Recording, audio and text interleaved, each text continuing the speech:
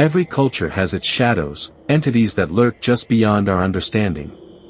In the West, you might call them demons or spirits. In the ancient world of the Middle East, they're known as jinn, beings of smokeless fire, older than humanity, capable of both beauty and terror. They're not just myths, they're part of stories whispered across generations, stories that feel all too real. Today, we bring you 3 chilling, first-hand accounts of people who claim they came face-to-face with these otherworldly entities. These aren't just ghost stories, they're encounters with a reality that might be closer than you think. Buckle up, because these tales will stay with you long after the video ends. A mother claims she gave birth to a jinn's child.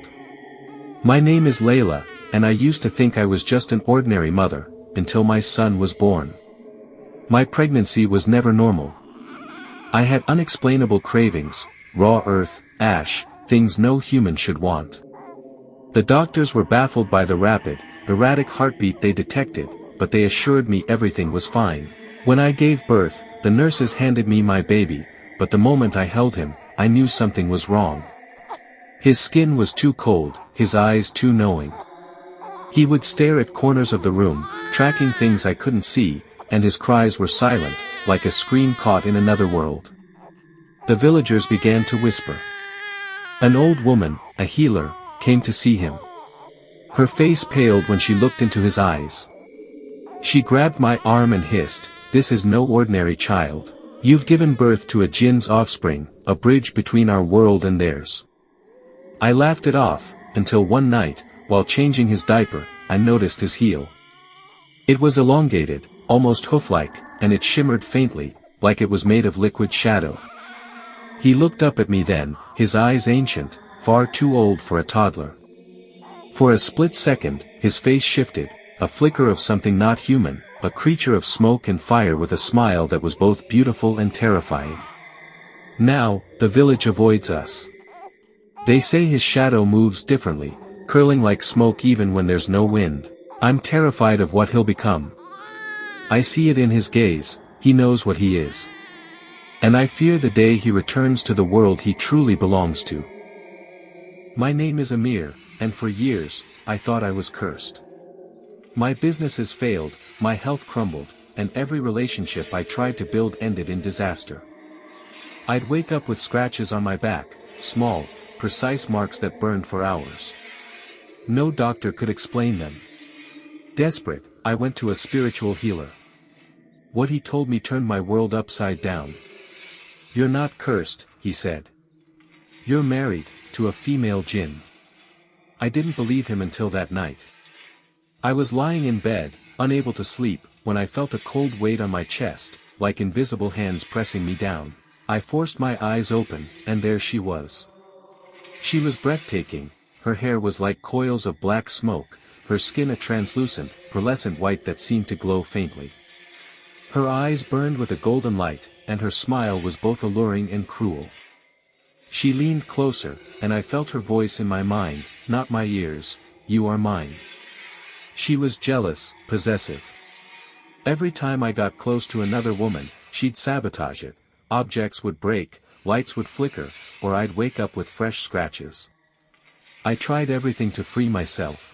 Another healer attempted a ritual, but the air grew thick with the scent of burning oud, and he stopped, trembling, saying, "She's too strong. She chose you long ago. Now, she visits my dreams, her smoky figure watching me from the shadows. I can feel her even now, her presence lingering like a ghostly wife I can never escape." My name is Alif, and I'll never forget that night in the mountains. I was traveling alone, camping in my car, when I heard music, faint, haunting, like a flute weaving through the wind. I couldn't resist following it. I found myself in a clearing, where a magnificent celebration was unfolding. People were dancing, their movements too fluid, their faces too perfect. The air was heavy with the scent of jasmine and burnt oud. Something felt wrong, but I was mesmerized. A woman with glowing skin offered me bread. I took a bite, and instantly, my senses sharpened. Time seemed to slow, my heartbeat thudded heavily, and I saw them for what they were, not human, but jinn. Some had elongated limbs and serene, empty faces. Others were grotesque, with goat-like legs or bodies covered in coarse hair, their eyes glowing like embers. The groom, a towering figure draped in a cloak of writhing shadows, held the hand of his bride, whose beauty was unearthly, her skin shimmering like moonlight on water. An old man, or what looked like one, approached me. His eyes were deep pools of water, heavy with knowledge. He didn't speak, but a thought pierced my mind: leave now, or you'll be bound to us forever. My body felt heavy, like it wasn't fully mine anymore. I ran, stumbling through the trees, the music chasing me. When I looked back, the clearing was empty, no lights, no people, just the lingering scent of jasmine and ash. That melody still haunts my dreams, a reminder of a world I was never meant to see. These stories defy explanation. Were these people hallucinating, or did they truly encounter the jinn, beings from a realm beyond our own? What do you think? Are these accounts real, or is there a logical explanation for these terrifying experiences?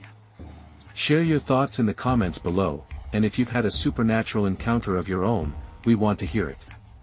Don't forget to like this video, hit that subscribe button, and ring the bell for more chilling stories from the edges of reality. Stay curious, and maybe, just maybe, keep an eye on the shadows.